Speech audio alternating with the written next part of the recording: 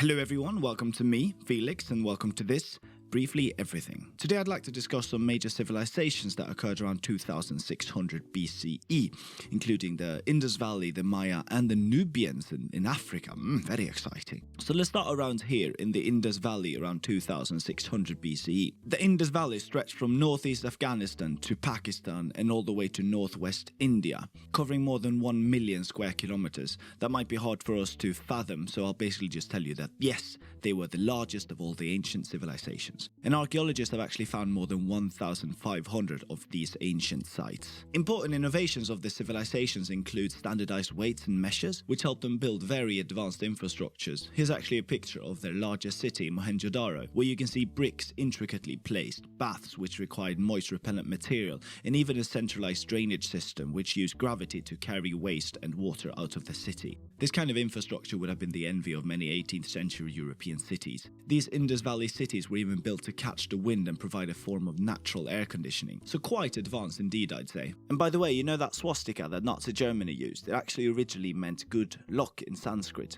and it comes from Hinduism, which originates from the Indus Valley. So we've been able to find a lot of artifacts with that symbol around here that date back to around this time. Ironically, the Indus Valley people seem to have been very peaceful, as no weapons have been found and there's little evidence of warfare around here. At around the same time still, Assur was founded as a Sumerian city. The Assyrian people who are still walking about this earth today have their roots this far back, but we'll get back to these guys in about 2,000 years as one of the world's most feared empires will emerge from around here.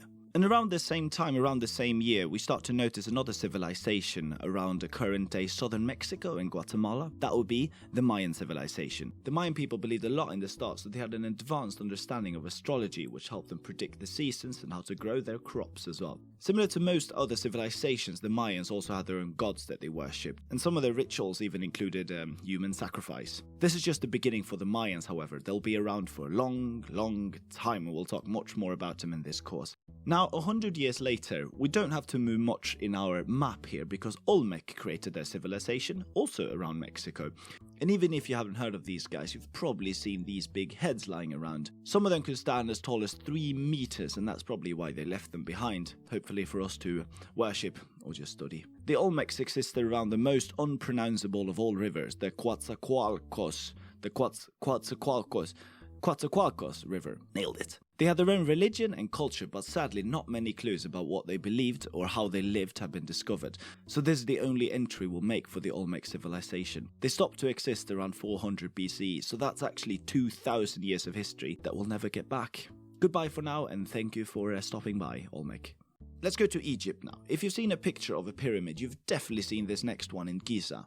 Today there are 3 of these great pyramids of Giza, but at this time they built the first and the largest one of them. And they did it for this guy, Pharaoh Khufu. It was and still is 147 meters tall and remained the tallest man-made building for almost 4,000 years. There actually have been quite a lot of pyramids throughout history, as archaeologists have been able to identify 118 pyramids all throughout Egypt. Some being in very poor states and some not at all. However, the most famous ones are the 3 ones in Giza, mainly this one, built 2500 BCE.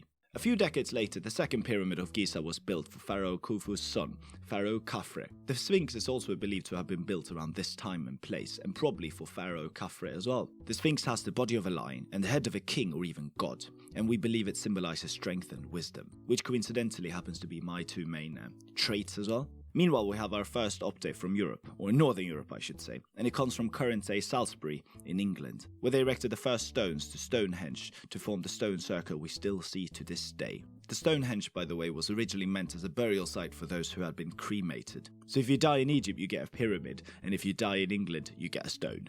Now, before we end this video, I'd like to mention Nubia now. Yes, they were actually called Nubians.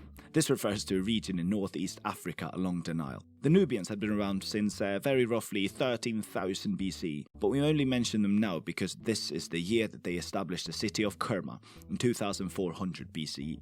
If you've been paying attention now, you might have reacted when I said that the Nubians lived along the Nile, because that's where the Egyptians lived as well. The Nubians and the Egyptians were initially happy leaving each other alone, as long as their respective trading went on uninterruptedly. But as the city Kerma and Nubia along with that grew and increased its influence over the region, there would also be more fighting between the two civilizations. So as Kerma was on the southern side of the Nile, but still quite central, anyone who wanted to travel through Africa had to stop by and refill supply here, and it also became a great marketplace for people in the south and the north to meet up. And thus Kerma slowly grew into a rich city and the Nubians were thriving. The Egyptians and Nubians would be on and off, friends and foes, throughout a lot of history, culminating in a huge invasion by the Egyptians in 1,000 years from now, which is when we'll get back to these guys. So I'll see you soon. And on that note, I'll see you soon as well, because that was the end of the video. We started 2600 BCE and ended only 200 years later, so you see history gets a lot more intense as we move on. We mainly talked about the rise of many different civilizations today, building up for future videos, and I hope you're excited about them. As excited as I am about making them. Again, thank you for watching. Bye-bye.